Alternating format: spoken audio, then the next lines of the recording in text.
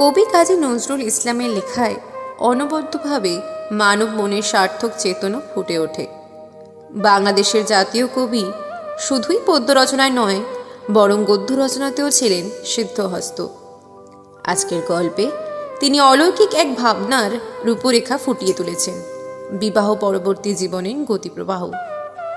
সেই প্রবাহে মিলেমিশে গেছে প্রাকৃতিক অনুভূতি, সন্তান হারানো এক মায়ের বিষধর সাপেদের সন্তান সম স্নেহ দেওয়া সত্যিই কি মানব ও অন্য জীবের পারস্পরিক নির্ভরশীলতার কথাকে ব্যঞ্জিত করে তোলে না?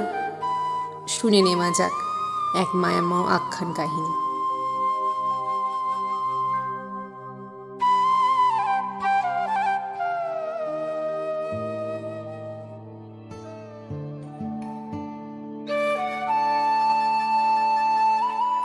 রসুলপুরের মীর সাহেবদের অবস্থা দেখতে দেখতে ফুলে ফেপে উঠল। লোকে কানাঘুষো করতে লাগল তারা জিনের বা যক্ষের ধন পেয়েছে, নতুবা এই 2 বছরের মধ্যে আলাদিনের প্রদীপ ব্যতীত কেউ এরূপ বিত্ত সঞ্চয় করতে পারে না। 10 বছর আগেও মীর সাহেবদের অবস্থা দেশের কোনো জমিদারের চাইতে কম ছিল না, এ কথা সত্য, কিন্তু সে জমিদারি কয়েক বছরের মধ্যেই ছিল ঢেকি, হলো তুল, কাটতে কাটতে নির্মূল এমন অবস্থায় এসে ঠেকেছিল। মুর্শিদাবাদের নবাবের সাথে টেক্কা দিয়ে বিলাসিতা করতে গিয়েই তাদের নাকি এই দুরবস্থার সূত্রপাত। লোকে বলে তারা খড়মে পর্যন্ত সোনার ঘুঙুর লাগাতেন। বর্তমান মীর সাহেবের পিতামহ নাকি স্নানের আগে তেল মাখিয়ে দেওয়ার জন্য একগ্রস যুবতী সুন্দরী ভারতের বিভিন্ন প্রদেশ থেকে সংগ্রহ করে এনেছিলেন। তার মৃত্যুর সাথে সাথে স্বর্ণালঙ্কা দগ্ধ লঙ্কায় পরিণত হল। এমনকি তার ছেলেকে গ্রামেই একটি ক্ষুদ্র মক্তব চালিয়ে অর্ধ অনশনে দিনানিপাত করতে হয়েছে। এমন পিতামহের পৌত্রের কোনো খানদানি জমিদার বংশে বিবাহ হল না, কিন্তু যে বাড়ির মেয়ের সাথে বিবাহ হলো সে বাড়ির বংশমর্যাদা মীর সাহেবের অপেক্ষা কম কিছু তো নয়, বরং অনেক বেশি। বিলাসী মীর সাহেবের পৌত্রের নাম আরিফ, বধূর নাম জোহরা। জোহরার রূপের খ্যাতি চারপাশের গ্রামে রাষ্ট্র হয়ে গিয়েছিল। অত রূপ এবং বংশমর্যাদা সত্ত্বেও দরিদ্র সৈয়দ সাহেবের কন্যাকে গ্রহণ করতে কোনো নবাব পুত্রের উৎসাহই দেখা গেল না। মেয়ে গোঁজে বাঁধা অবস্থায় বুড়ো হবে, এটাও বাবা মা সহ্য করতে পারলেন না। কাজেই নিতান্ত অনিচ্ছা সত্ত্বেও বর্তমানে দরিদ্র মক্তব শিক্ষক মীর সাহেবের পুত্র আরিফের হাতেই তাকে সমর্পণ করে বাঁচলেন। মীর সাহেবদের আর সমস্ত ঐশ্বর্য উঠে গেলেও রূপের ঐশ্বর্য আজও এতটুকু ম্লান হয়নি, এবং এ রূপের জ্যোতি কুতুবপুরের সৈয়দ সাহেবদের রূপখ্যাতিকেও লজ্জা দিয়ে এসেছে। কাজেই আরিফ ও জোহরা যখন বরবধূ বেশে পাশাপাশি দাঁড়ালো, তখন সকলেরই চোখ জুড়িয়ে এলো, যেন চাঁদে চাঁদে প্রতিযোগিতা। বাবার মন খুঁতখুঁত করলেও জহরার মায়ের মন জামাই এবং কন্যার আনন্দোজ্জ্বল মুখ দেখে গভীর প্রশান্তিতে ভরে উঠল। আনন্দে, প্রেমে, আবেশে শুভদৃষ্টির সময় উভয় ডাগর ডাগর 2 চোখ ডাগরতর হল। আরিফের মা কিছুদিন থেকে চিররুগ্না হয়ে শয্যাশায়িনী ছিলেন। বৌমা আসার পর থেকে তিনি সেরে উঠতে লাগলেন। আনন্দে গদগদ হয়ে তিনি বলতে লাগলেন, বৌমার পরেই আমি সেরে উঠলাম, আমার ঘর আবার সোনা দানায় ভরে উঠবে। গোটা গ্রামে এই কথা ছড়িয়ে পড়ল যে মীর সাহেবদের সৌভাগ্যলক্ষ্মী আবার ফিরে এসেছে। মানুষের পয় বলে কোনো জিনিস আছে কিনা জানি না, কিন্তু জহরার মীর বাড়িতে পদার্পণের পর থেকে মীর সাহেবদের অবস্থা অভাবনীয়ভাবে ভালো থেকে অধিকতর ভালোর দিকে এগিয়ে যেতে লাগলো। গ্রামে প্রথমে রাষ্ট্র হলো। মীর সাহেবদের নববধূ এসে তাদের পূর্বপুরুষের প্রথিত ধনরত্নের সন্ধান করে উদ্ধার করেছে। তাতেই মীর বাড়ির এই অপূর্ব পরিবর্তন। গুজবটা একেবারে মিথ্যে নয়। জোহরা একদিন তার শ্বশুরালয়ের জীর্ণ প্রাসাদের একটা দেওয়ালে একটা অস্বাভাবিক ফাটল দেখে কৌতূহলবশত সেটা পরীক্ষা করছিল। হয়তো তার মন গুপ্তধনরত্নের সন্ধানী হয়ে এই কার্যে ব্রতী হয়েছিল। তার কি মনে হলো, সে একটা লাঠি দিয়ে সেই ফাটলে খোঁচা দিল। সঙ্গে সঙ্গে ভেতর থেকে ক্রুদ্ধ সাপের গর্জনের মতো একটা শব্দ আসতে সে ভয়ে পালিয়ে এসে স্বামীকে খবর দিল। বলা বাহুল্য, আরিফ নববধূকে অত্যন্ত ভালোবেসে ফেলেছে। শুধু আরিফ নয়, শ্বশুর শাশুড়ি পর্যন্ত জোহরাকে অত্যন্ত সুনজরে দেখেছিলেন। জোহরার এই হঠকারিতায় আরিফ তাকে প্রথমে বকল, তারপর সেইখানে গিয়ে দেখল সত্যি সত্যিই ফাটলের ভেতর থেকে সাপের গর্জন শোনা যাচ্ছে। সে তার বাবাকে বাইরে থেকে ডেকে আনল। ছেলের চাইতে বাবা একটু বেশি দুঃসাহসী ছিলেন। তিনি বললেন, ও সাপটাকে মারতেই হবে রে, নইলে কখন বেরিয়ে কাউকে কামড়িয়ে বসবে। ওর গর্জন শুনে মনে হচ্ছে ও নিশ্চয়ই জাত সাপ। বলে বৌমাকে মৃদু তিরস্কার করলেন। স্থানটা জঙ্গলাকীর্ণ হয়ে গিয়েছিল।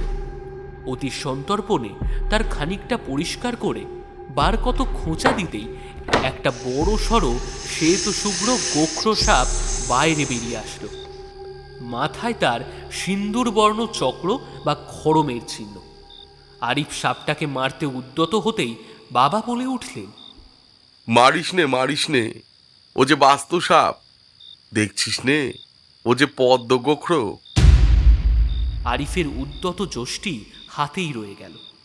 জঙ্গলের মধ্যে পদ্মগোখ্ররূপী বাস্তু সাপ অদৃশ্য হয়ে গেল।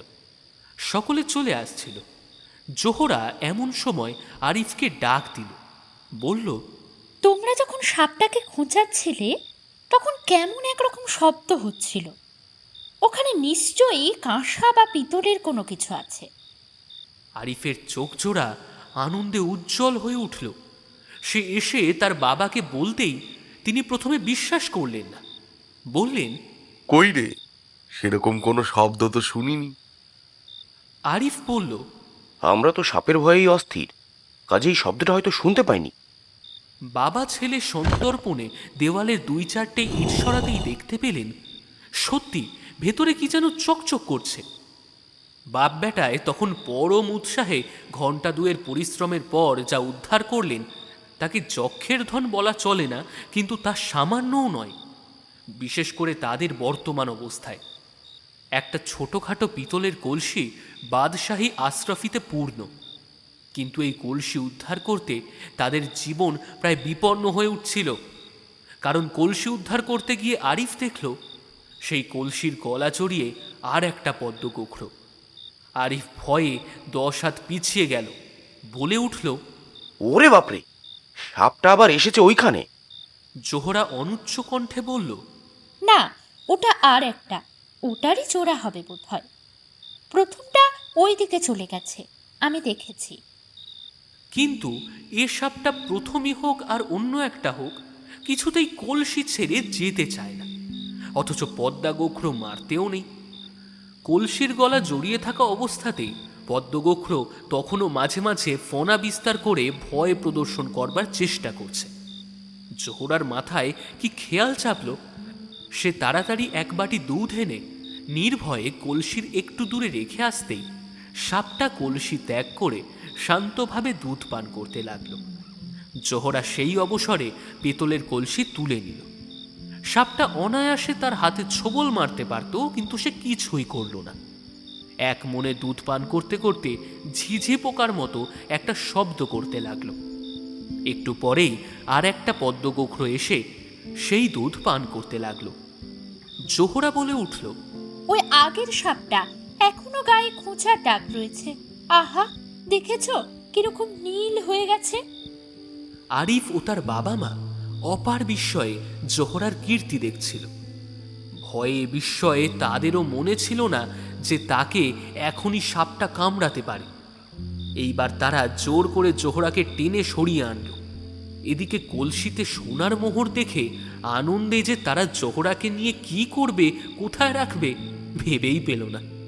শাশুড়ি অশ্রুসিক্ত চোখে বারবার বলতে লাগলেন, সত্যি মা, তোর সাথে মীরবাড়ির লক্ষ্মী আবার ফিরে এলো। কিন্তু এই সংবাদ এই 4টে প্রাণী ছাড়া গ্রামের আর কেউ জানতে পারল না। সেই মোহর গোপনে কলকাতায় নিয়ে গিয়ে গলিয়ে বিক্রি করে যে অর্থ পাওয়া গেল, তাতে বর্তমানের দুরবস্থা জর্জরিত মীর পরিবারের সহজেই জীবনযাপন স্বচ্ছন্দে চলতে পারত। কিন্তু বধূর পয় দেখেই বোধহয় আরিফ তারই কিছু টাকা নিয়ে কলকাতায় এসে কয়লার ব্যবসা আরম্ভ করে দিল। ব্যবসায় আশার অতিরিক্ত লাভ হতে লাগল। বছর দুয়েকের মধ্যে মীর বাড়ির পুরাতন প্রাসাদের পরিপূর্ণরূপে সংস্কার করল। বাড়ি ঘর পুনরায় চাকর বাকর দাসদাসীতে ভরে উঠল। পরে কর্পোরেশনের কন্ট্রাক্টারি হস্তগত করে আরিফ বিপুল অর্থ উপার্জন করতে লাগল।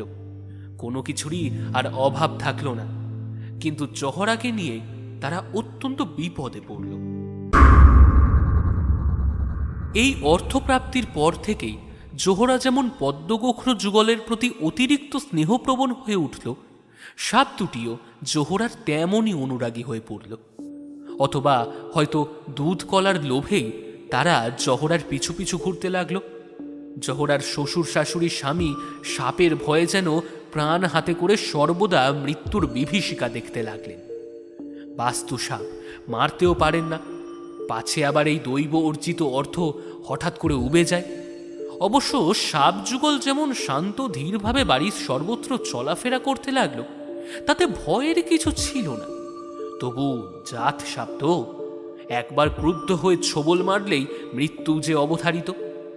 এদিকে বাপ ঠাকুরদার ভিটে ত্যাগ করে যাওয়াও এক প্রকার অসম্ভব। তারা যে কি করবে এই অবস্থায় ভেবেই পেল না। জোহরা হয়তো রান্না করছে, হঠাৎ দেখা গেল 2খানা সাপ তার পায়ের কাছে এসে শুয়ে পড়েছে। শাশুড়ি দেখে চিৎকার করে ওঠেন। বৌমা তাদের তিরস্কার করতেই তারা আবার নিঃশব্দে সরে যায়। আবার কোনো কোনো সময় দেখা যাচ্ছে যে বৌমা শাশুড়ি হয়তো খেতে বসেছে, হঠাৎ বাস্তু সাপ দুটো এসেই বৌমার ডালের বাটিতে চুমুক দিল। দুধ নয় দেখে ক্রুদ্ধ গর্জন করে উঠতেই বৌমা এসে অপেক্ষা করতে বলতেই ফোনা নামিয়ে তারা শুয়ে পড়ে। বৌমা দুধ এনে দেয়, তারা খেয়ে আবার কোথায় অদৃশ্য হয়ে যায়। ভয়ে এদিকে শাশুড়ির পেটের ভাত চাল হয়ে যায়। এও সহ্য হয়েছিল, কিন্তু সাপ দুটো এইবার যে উৎপাত আরম্ভ করল, তাতে জোহরার স্বামী বাড়ি ছেড়ে কলকাতায় পালিয়ে বাঁচল। গভীর রাতে কারোর এক শীতল স্পর্শে আরিফের ঘুম ভেঙে যায়। সে উঠে দেখে তার বিছানার পাশে পদ্মাগোখ্রদয় তার বউয়ের বুকের ওপর আশ্রয় নিচ্ছে। সে চিৎকার করে পালিয়ে এসে বাইরের বাড়িতে শয়ন নেয়। জোহরা তিরস্কার করলে তারা আবার ফিরে চলে যায়। কিন্তু আবার কিছুক্ষণ পর ভীত সন্তানের মতো তারা ফিরে এসে তার পায়ে লুটিয়ে লুটিয়ে কি যেন মিনতি জানায়। জোহরার চোখ তাই দেখে জলে ভরে ওঠে, আর সে তিরস্কার করতে পারে না। বেদেনীদের মতো নিঃশঙ্ক নির্বিকার চিত্তে তাদের আদর করে তার পাশেই ঘুমোতে দেয়। জোহরার বিবাহের 1 বছরের মধ্যে তার 2খানা যমজ সন্তান জন্ম নেয়, কিন্তু জন্মের সময় তারা আঁতুড়েই মারা যায়।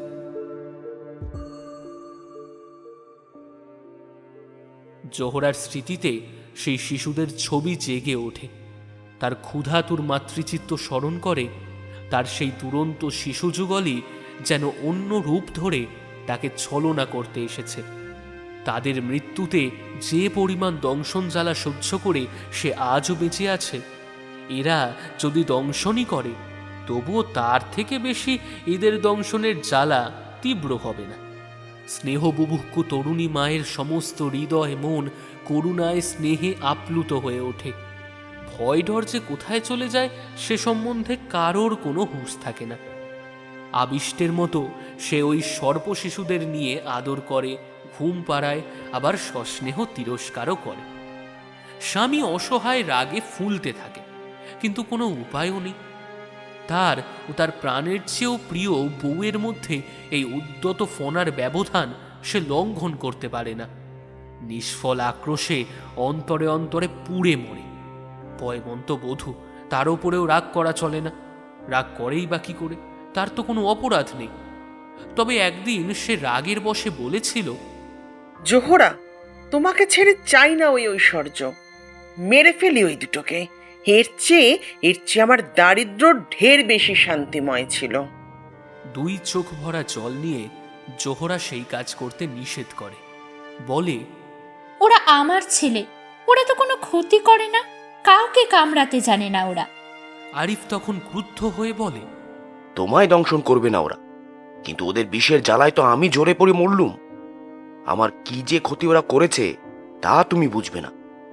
এর চেয়ে যদি ওরা সত্যি সত্যি দংশন করত, তাও আমার পক্ষে এভাবে বেঁচে থাকার চেয়ে ঢের বেশি সুখের হতো।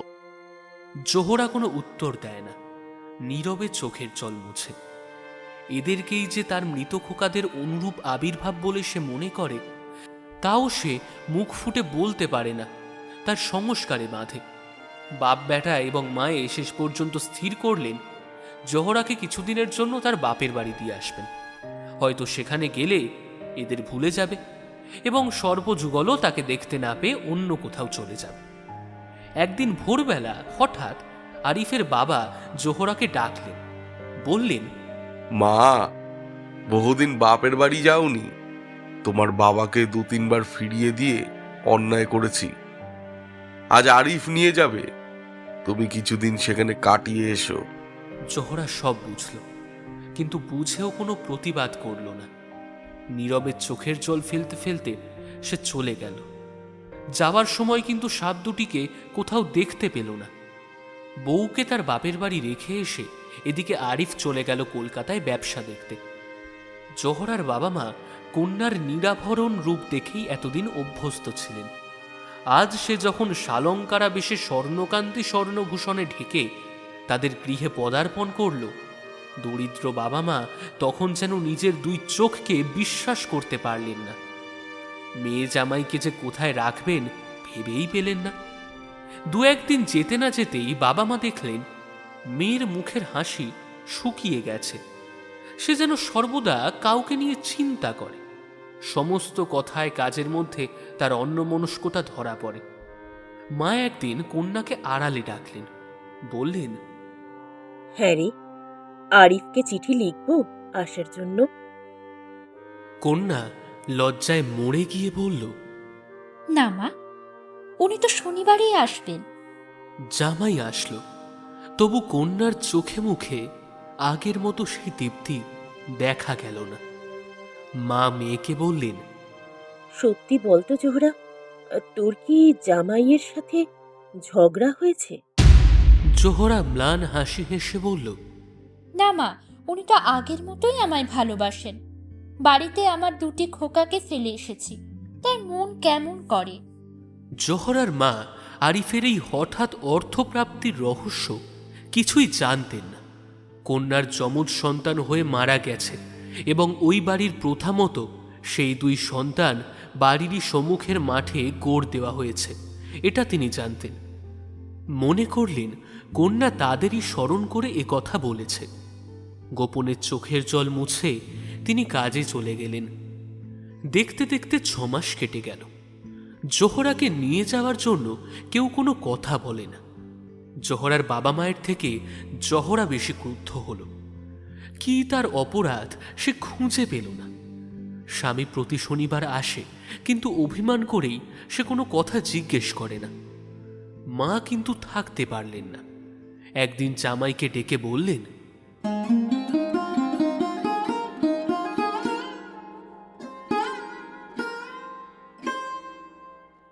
বাবা, জোহরা তো একরকম খাওয়া দাওয়াই ছেড়ে দিয়েছে গো। ওর কি কোনো রোগ ব্যারাম হলো? তাও তো বুঝতে পারছি নে। দিন দিন যেন শুকিয়ে যাচ্ছে মেয়েটা। আরিফের অন্তর কেঁপে উঠল। বিষাক্ত সাপকে যে মানুষ এমন করে ভালোবাসতে পারে, এটা সে কল্পনাও করতে পারেনি। সে ভাবতে লাগলো, জোহরা কি পাগল? হঠাৎ তার মনে পড়ল জোহরার ঠাকুমা বিখ্যাত সর্পতত্ত্ববিদ ছিলেন। এর মাঝে হয়তো সেই সাধনায় পুনর্জীবন লাভ করেছে। এর মধ্যে সে বহুবার রসুলপুরে গিয়েছে, কিন্তু সাপ দুটিকে জোহরা চলে যাওয়ার পর 2-1 দিন ছাড়া আর দেখতে পায়নি। কিন্তু সেই 2-1 দিনই তারা কি উৎপাতটাই না করেছে, তা দেখে বাড়ির কারোরই বুঝতে কষ্ট হয়নি যে তারা জোহরাকেই খুঁজে বেড়াচ্ছে। তাদের উত্তত ফোনায় বিষ ভর্তি, তবুও তাদের কি কাতর আরতি মিনতি। একবার আরিফ, একবার তার বাবা, একবার তার মায়ের পায়ে লুটিয়ে পড়তে চায়, আর তারা প্রাণ ভয়ে ছুটে পালায়। আরিফ এ কথা বউয়ের কাছে প্রকাশ করেনি। জোহরাও অভিমান ভরে তাদের কোনো কথাই জিজ্ঞেস করেনি।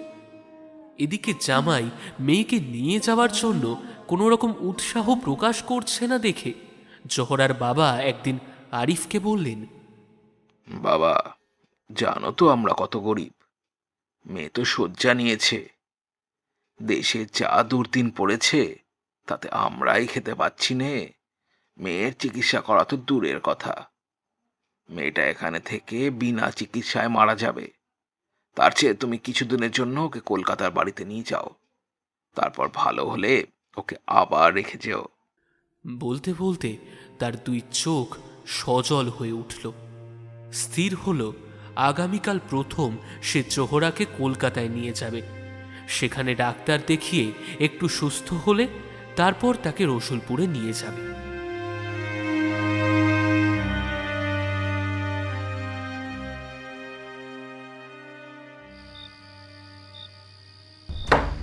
রাত্রে আরিফের কিসের শব্দে যেন ঘুম ভেঙে গেল। সে চোখ মেলতেই দেখল তার শিয়রে একজন কে যেন উন্মুক্ত তরবারি হাতে দাঁড়িয়ে, এবং পাশের কামরায় আর একজন লোক, বোধহয় স্ত্রীলোক। সে জোহরার বাক্স ভেঙে তার অলংকার অপহরণ করছে। ভয়ে সে মরার মতো পড়ে রইল। তার চিৎকার করবার মতো ক্ষমতা পর্যন্ত কে যেন অপহরণ করে নিয়েছে। কিন্তু ভয় পেলেও তার মনে কেমন যেন সন্দেহ হলো। স্ত্রীলোক ডাকাত। সে খানিকটা চোখ খুলে তাকে চিনবার চেষ্টা করতে লাগলো, কিন্তু বাইরে এমন ভান করে পড়ে থাকলো যেন সে অকাতরে ঘুমাচ্ছে। যে ঘরে সে এবং জোহরা শুয়েছিল তার পাশে আরেকটি কামরা, আয়তনে ছোট। সেই কামরায় একটা স্টিলের ট্রাঙ্কে জোহরার গহনাপত্র থাকত, প্রায় 20,000 টাকার গহনা। জোহরা বহু অনুনয় করে আরিফকে ওই গহনাপত্র রসুলপুরে রেখে আসবার জন্য বহুবার বলেছে, কিন্তু আরিফ সে কথায় কর্ণপাত করেনি। সে বলতো, তোমার কপালেই আজ আমাদের এই অর্থ অলংকার। ওই কটা অলংকার যদি চুরি হয়ে যায়, যাক, তোমাকে তো চুরি করতে পারবে না। ও তোমার জিনিস তোমার কাছেই থাক। আর তাছাড়া তোমার বাবা এই অঞ্চলের পীর, ওর ঘরে কেউ চুরি করতে সাহস করবে না। আরিফ নিজের চোখকে বিশ্বাস করতে পারল না যখন দেখল ওই মেয়ে ডাকাত আর কেউ নয়, সে তার নিজের শাশুড়ি, জোহরার মা। 2 দিন আগের ঝড়ে ঘরের কতগুলো খড় উড়ে গিয়েছিল, এবং সেই ফাঁক দিয়ে শুক্লা দ্বাদশীর চাঁদের জ্যোতি ঘরের ভেতর এসে পড়েছিল। শাশুড়ির সমস্ত অলংকারগুলি পোটলায় বেঁধে চলে আসবার জন্য মুখ ফেরাতেই তার মুখে চাঁদের জ্যোৎস্না পড়ল, এবং সেই আলোকে আরিফ যার মুখ দেখল তাকে সে মায়ের চেয়েও বেশি ভক্তি করে। তার চোখে মুখে মনে অমাবস্যার অন্ধকার ঘনিয়ে আসলো। এত কুৎসিতে পৃথিবী! সে আর কিছু উচ্চবাচ্য করল না, প্রাণপণে নিজেকে সংযত করে রাখল। সে দেখল তার শাশুড়ির পিছু পিছু তলোয়ারধারী ডাকাতও বেরিয়ে গেল বাইরে। তারা উঠোনে এসে নামতেই সে উঠোনের বাতায়ন পথে দেখতে পেল ওই ডাকাতও আর কেউ নয়, তারই শ্বশুর। আরিফ জানত কিছুদিন ধরে তার শ্বশুরের আর্থিক অবস্থা অত্যন্ত খারাপ হয়ে পড়েছিল। দেশেও প্রায় দুর্ভিক্ষ উপস্থিত। মাঝে মাঝে তার শ্বশুর ঘটি বাটি বাঁধা দিয়ে অন্যের সংস্থান করছিলেন। এরাও সেই আভাস পেয়েছিল। এটা বুঝতেই সে শতপ্রবৃত্ত হয়ে অর্থ সাহায্য করতে চেয়েছিল, কিন্তু তার শ্বশুর তা গ্রহণ করতে চায়নি। জোহরার হাতে দিয়েও সে দেখেছে তারা জামাইয়ের কাছ থেকে কোনো রকম অর্থ সাহায্য নিতে নারাজ। দুর্বল স্বাস্থ্যের জোহরা এদিকে অঘোর ঘুমে কাতর হয়েছিল। আরিফ তাকে জাগালো না। ভয়ে, ঘৃণায়, ক্রোধে তার আর ঘুম হলো না।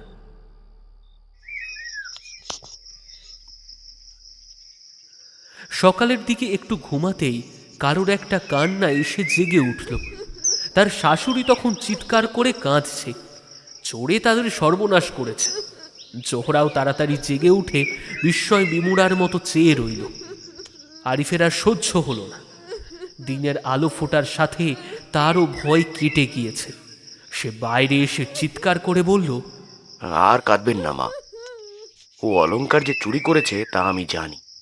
আমি ইচ্ছা করলে এখনই তাকে ধরিয়ে দিতে পারি। বলা বাহুল্য, এক মুহূর্তের মধ্যে শাশুড়ির কান্না থেমে গেল। শ্বশুর শাশুড়ি দুজন পরস্পর পরস্পরের মুখের দিকে চাওয়াচাওয়ি করতে লাগলো। আরিফ বাইরে চলে যাচ্ছিল। হঠাৎ শ্বশুর জামাইয়ের হাত ধরে বলল, কে বাবা? সে চোর? দেখেছো? সত্যি দেখেছো তাকে? আরিফ অবজ্ঞার হাসি হেসে বলল, জি হ্যাঁ, দেখেছি। কলিকাল কি না, তাই সব কিছু উল্টে গেছে। যার চুরি গেছে তারই চোরের হাত চেপে ধরার কথা। এখন কিন্তু চোরই যার চুরি গেছে তার হাত চেপে ধরে। শ্বশুর যেন আহত হয়ে হাতটা ছেড়ে দিল তার। আরিফ জোহরাকে ডেকে রাত্রির সমস্ত ব্যাপার বলল ও ইঙ্গিতে এও জানালো যে হয়তো এ ব্যাপারে তারও হাত রয়েছে। জোহরা অজ্ঞান হয়ে পড়েই গেল। তার মূর্ছা ভাঙার পর আরিফ বলল, সে এখনই এ বাড়ি ছাড়িয়া চলিয়া যাইবে। এ নরকপুরীতে সে আর এক মুহূর্তও থাকিবে না। শ্বশুর শাশুড়ি যেন পাথর হয়ে গিয়েছিল। এমনকি জোহরার মূর্ছাও আরিফই ভাঙালো। বাবা মা কেউ এসে সাহায্য করল না। আরিফ চলে যাওয়ার উদ্যোগ করতেই জোহরা তার পায়ে লুটিয়ে পড়ল। বলল, আমাকে নিয়ে যাও, আমাকে এখানে রেখে যেও না। খোদা জানেন, এই তোমার গা ছুঁয়ে বলছি, আমি কোনো অপরাধ করিনি। আরিফ জোহরার কান্নাকাটিতে রাজি হলো তাকে কলকাতা নিয়ে যেতে। স্বামীর নির্দেশ মতো জোহরা বাবা মাকে আর কোনো প্রশ্ন করল না। চলে যাবার সময় জোহরার বাবা মা ছুটে এসে মেয়ে জামাইয়ের হাত ধরে কান্নাকাটি করতে লাগল। তারা বাসি মুখে বাড়ি ছেড়ে যেতে পারে না। অন্তত সামান্য কিছু খেয়ে নিয়ে তবে যেন তারা যায়। আরিফ হাঁপিয়ে উঠেছিল। এ বাড়ির বায়ুতেও যেন কিসের পুঁতি গন্ধ। তবু সে খেয়ে যেতে রাজি হলো। সে আজ দেখবে মানুষের ভণ্ডামির সীমা কত দূর। জোহরা যত জেদ করতে লাগলো সে এ বাড়িতে আর জলস্পর্শও করবে না, আরিফ ততই জেদ ধরল যে না, সে খেয়েই যাবে। জোহরা তার প্রতিজ্ঞা রক্ষা করল, কিন্তু সে কিছু খেল না। আরিফ কিন্তু খাবার মিনিট কয়েকের মধ্যেই বমির পর বমি করতে লাগল। জোহরা আবার অজ্ঞান হয়ে পড়ল। তবে অজ্ঞান হওয়ার আগে সে মায়ের দিকে তাকিয়ে একটা কথাই বলেছিল, রাক্ষসী। আরিফের বুঝতে আর বাকি রইল না যে সে কি খেয়েছে। কিন্তু এখানে থেকে মরলে চলবে না। এই মৃত্যুর ইতিহাস সে তার বাবা মাকে বলে যাবে। সে ঊর্ধ্বশ্বাসে স্টেশন অভিমুখে ছুটল। স্টেশনে পৌঁছেই সে ভীষণ রক্তবমি করতে লাগল। রক্তবমি করতে করতেই সে প্রায় চলন্ত ট্রেনে গিয়ে উঠল। ট্রেন তখন ছেড়ে দিয়েছে। স্টেশন মাস্টার চিৎকার করতে করতে সে তখন ট্রেনে গিয়ে উঠে বসেছে।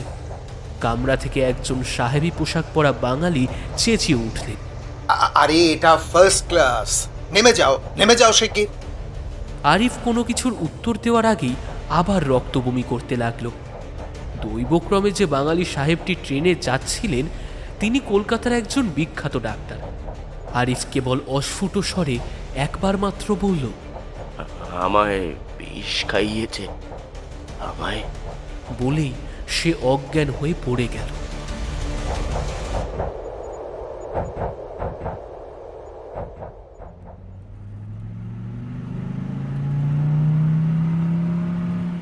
ডাক্তার সাহেব মফস্বলের এক বড় জমিদার বাড়ির কলে গিয়েছিলেন। তার সঙ্গে ওষুধপত্রের বাক্স ছিল। তিনি তাড়াতাড়ি সার্ভেন্ট কামরা হতে চাকরকে ডেকে তার সাহায্যে আরিফকে ভালো করে শুইয়ে নাড়ি পরীক্ষা করে ইঞ্জেকশন দিলেন। 2-3টে ইঞ্জেকশন দিতেই রোগীকে অনেকটা সুস্থ মনে হতে লাগলো। বমি বন্ধ হয়ে গেল। ইচ্ছা করেই ডাক্তার সাহেব গাড়ি থামাননি, কারণ গাড়ি কলকাতায় পৌঁছতে দেরি হলে এ হতভাগ্যকে আর বাঁচানো যাবে না। ট্রেন কলকাতায় পৌঁছালে ডাক্তার সাহেব অ্যাম্বুলেন্স করে আরিফকে হাসপাতালে পাঠিয়ে দিলেন। জোহরা সত্যই পয়মন্ত। আরিফ মৃত্যুর সাথে মুখোমুখি আলাপ করে ফিরে আসলো। এদিকে জোহরা চৈতন্য লাভ করতেই সে শুনল যে তার স্বামী চলে গিয়েছে। তখন সে উন্মাদিনীর মতো ক্রন্দন করতে করতে তার বাবার পায়ে আছাড় খেয়ে পড়ে বলতে লাগলো তাকে যেন এখনই তার শ্বশুর বাড়িতে পাঠিয়ে দেওয়া হয়। প্রতিবেশীরা কিছু বুঝতে না পেরে প্রশ্নের পর প্রশ্ন করতে লাগলো। জোহরার বাবা মা সকলকে বোঝালেন কন্যার সমস্ত গহনা গতরাত্রে চুরি যাওয়াতে জামাই পুলিশে খবর দিতে গেছে। মেয়েও সেই শোকে উন্মাদিনী হয়েছে। পীর সাহেবের অভিশাপের ভয়ে লোকে বাড়িতে ভিড় করতে পারল না। কৌতূহল দমন করে যে যার মতো সরে পড়ল। 3 দিন 3 রাত্রি যখন কন্যা জলস্পর্শও করল না, তখন বাবা পালকি করে কন্যাকে রসুলপুরে পাঠিয়ে দিয়ে পুণ্য করবার স্বার্থে মক্কা যাত্রা করলেন। আরিফও সেই দিন সকালে কলকাতার হাসপাতাল থেকে মোটর যোগে বাড়ি ফিরেছে। বড়ই আশ্চর্যের ব্যাপার যে সে বাড়ি ফিরে তার বাবা মাকে কিন্তু কিচ্ছু বলেনি।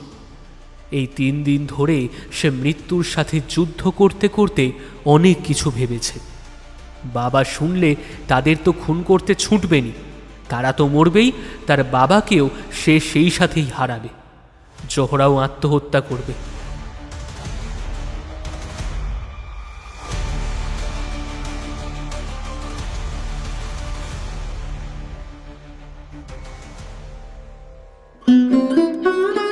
জোহরা জোহরা এই 3টে অক্ষরে যেন বিশ্বের মধু সঞ্চিত। সে মৃত্যুকে স্পর্শ করে প্রতিজ্ঞা করেছে দৈবকে ভিন্ন কাউকে সে দোষী করবে না, বাইরেও না ভেতরেও না। সে তখনও জানে না যে সে আবারও বেঁচে ফিরেছে। আর কাকেই বা সে অপরাধী করবে? তারা যে তারই প্রিয়তমার পরমাত্মীয়। বেঁচে উঠে সে যেন নবজীবন লাভ করেছে। এ যেন তার আর এক জন্ম। মৃত্যুর স্পর্শ তাকে সোনা করে দিয়েছে। বাবার মুখ দেখে বাবা চমকে উঠে বললেন, এ কি এমন নীল হয়ে গেছিস কেন? এ কি চেহারা হয়েছে তোর? আরিফ শান্ত স্বরে বলল, কলেরা হয়েছিল, এশিয়াটিক কলেরা। বেঁচে এসেছি এই যথেষ্ট। বাবা মা ছেলেকে জড়িয়ে ধরে কাঁদতে লাগলেন। শতদরিদ্রকে ডেকে দান খয়রাত করলেন। সন্ধ্যার সময় বাড়িতে মৌসুদ শরীফের ব্যবস্থা করলেন। তখনও সূর্য অস্ত যায়নি।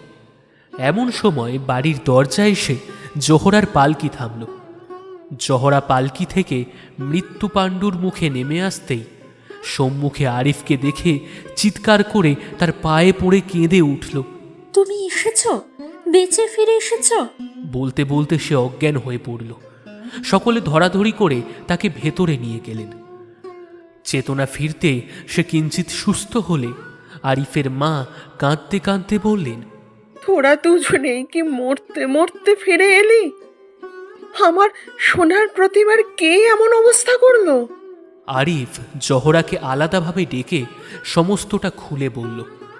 জোহরা স্বামীর পায়ে মাথা রেখে কাঁদতে কাঁদতে বলল, না না, তুমি শাস্তি দাও, তোমরা আমায় ঘৃণা করো, মারো।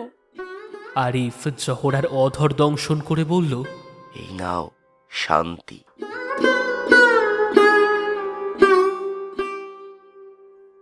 দুঃখ বিপদের এই ঝড়ঝঞ্ঝার মাঝেও জোহরা তার পদ্মগোখরোর কথা ভুলে যায়নি। এতদিন সে তেমন করেই নীরবে তাদের কথা ভুলে গেছে, যেমন করে সে তার মৃত খোকাদের ভুলে থেকেছে। কিন্তু সে কি আর ভুলে থাকা?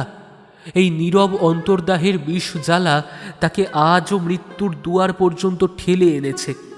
সে সর্বদা মনে করে সে বেদেনী, সে সাপুরের মেয়ে। সে ঘুমে জাগরণে শুধু সর্পের স্বপ্ন দেখে। সে কল্পনা করে তার স্বামী নাগ লোকের অধীশ্বর, আর সে হলো নাগমাতা, নাগ রাজেশ্বরী। বাড়ি আসা অবধি কাউকেও পদ্মগোখরোর কথা জিজ্ঞাসা না করায় শ্বশুর শাশুড়ি স্বস্তির নিঃশ্বাস ফেলে ভাবলেন বউ হয়তো ওদের কথা ভুলে গেছে। গভীর রাত্রে জোহরা স্বপ্নে দেখেছিল তার মৃত খোকা দুজন তার কাছে যেন এসে বলছে, মা, বড় খিদে, কতদিন আমাদের দুধ দাওনি, আমরা কবরে শুয়ে আছি আর উঠতে পারি নে, একটু দুধ, বড় খিদে। খোকা, খোকা। বলে চিৎকার করে কেঁদে জহরা জেগে উঠল। দেখল স্বামী ঘুমোচ্ছে। প্রদীপ জেলে কি যেন খোঁজার চেষ্টা করল, কিন্তু কেউ কোথাও নেই। সে আজ উন্মাদিনী, সে আজ শোকাতুরা মা, সে পুত্রহারা জননী।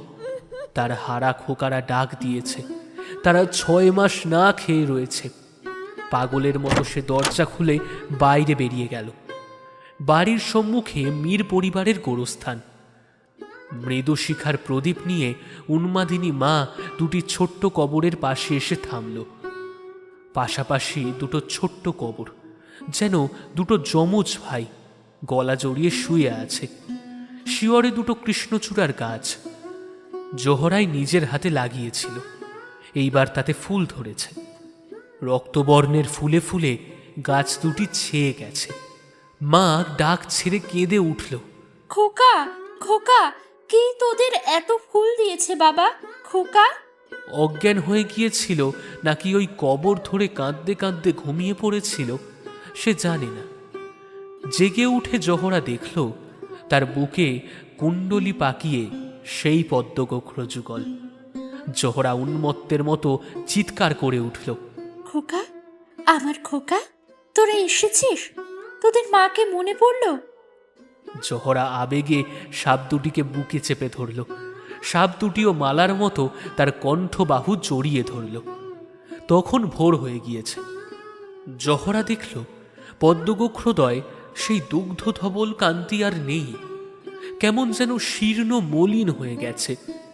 তারা বারবার জিভ বের করে যেন তাদের তৃষ্ণার কথা, ক্ষুধার কথা স্মরণ করিয়ে দিচ্ছে।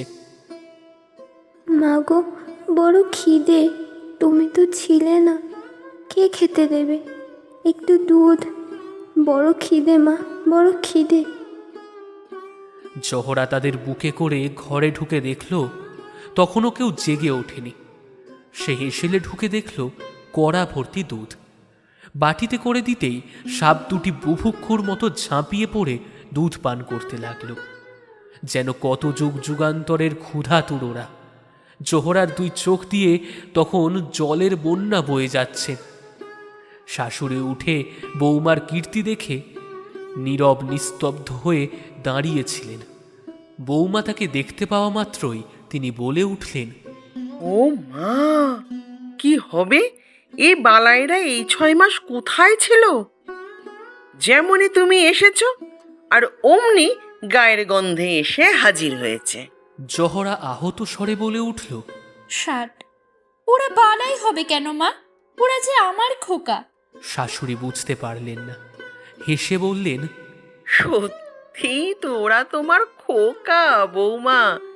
তুমি চলে যাবার পর 2-1 দিন ওদের দুধ দিয়েছিলাম। ও মা, শুনলে অবাক হবে, ওরা দুধ ছুলোই না, চলে গেল। সাপও মানুষ চেনে, কলিকালে আরো কত কি দেখব। সাপ দুটি তখনও বোধ হয় অতিরিক্ত দুগ্ধপান বশতই নির্জীবের মতো বউয়ের পায়ের কাছে শুয়ে পড়েছিল। সেদিন সন্ধ্যারাত্রে বাড়ির একজন দাসী চিৎকার করে উঠল, ও মা গো, ভূত ধরলে গো, জিনের বাচ্চা গো, জিন ভূত, ওরে বাবা। বলেই সে প্রায় অজ্ঞান হয়ে গেল। বাড়িময় ভীষণ চিৎকার চেঁচামেচি শুরু। আরিফের মা তখন আরিফকে ডেকে বলছিলেন, হ্যাঁ রে, বৌমা যে আবার পোয়াতে, তা তো বলিসনি। ওর যে ব্যথা উঠেছে। আরিফ বলছিল, কিন্তু এখন তো ব্যথা ওঠার কথা নয় মা, মোটে তো 7 মাস। এই সময় বাড়িময় শোরগোল উঠল। ভূত, ভূত, হ্যাঁ দাড়িওয়ালা ভূত। বাড়ির সকল চাকর চাকরানি বলল তারা সচক্ষে দেখেছে জ্যান্ত ভূত আকাশে গিয়ে তার মাথা ঠেকিয়েছে। বাড়ির মধ্যে আম গাছতলায় দাঁড়িয়ে আছে। আরিফের মা লণ্ঠন নিয়ে বাইরে এসেছিলেন। সত্যি তো কে যেন গাছতলায় প্রেত মূর্তির মতো দাঁড়িয়ে। তাদের পেছনে পেছনে যে ভূত দেখতে জহরাও বাইরে এসেছিল তা কেউ দেখেনি। হঠাৎ ভূত চিৎকার করে উঠল, ওরে বাপরে, সাপে খেলে রে!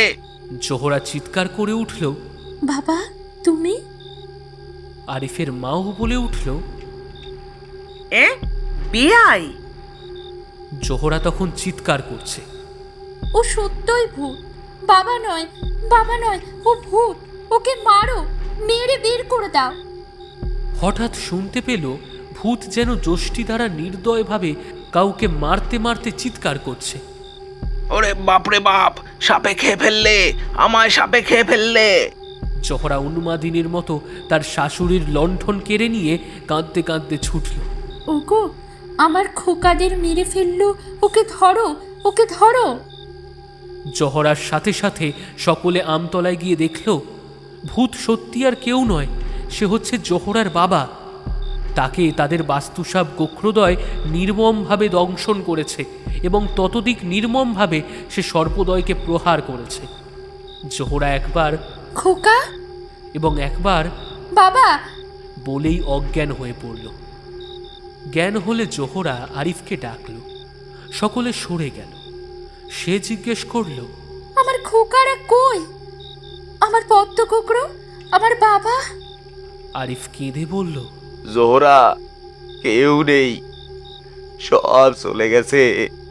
তোমার বাবা মরেছেন পদ্মগোখ্রর কামড়ে, তোমার মা মারা গেছেন কলেরা হয়ে। মক্কা যাচ্ছিলেন, তোমার মা রাস্তায় মারা গেলেন।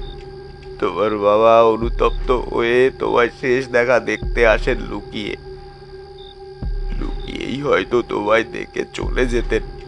এমন সময় চাকরানি দেখতে পেয়ে ভূত বলে চিৎকার করে।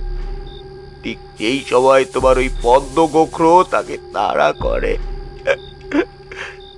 জোহরা হাঁপিয়ে হাঁপিয়ে বলতে লাগলো, বেশ হয়েছে, জাহান নামে গেছে ওরা, যাক। আমার পদ্ম কুকরো, আমার খোকারা কোথায় বলো? আরিফ বলল, তোমার বাবা তাদের মেরে ফেলেছেন। জোহরা খোকারা নাই বলে অজ্ঞান হয়ে গেল। ভোর হতে না হতেই গ্রাম্যয় রাষ্ট্র হয়ে গেল মীর সাহেবদের সোনার বউ একজোড়া মরা সাপ প্রসব করে মারা গেছে।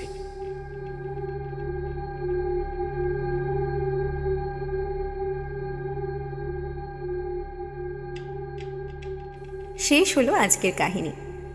থেকে গেল অনেক অজানার দিকে যাত্রার ইচ্ছা। সাপের জন্ম কি একজন মানব নারীর পক্ষে দেওয়া সম্ভব?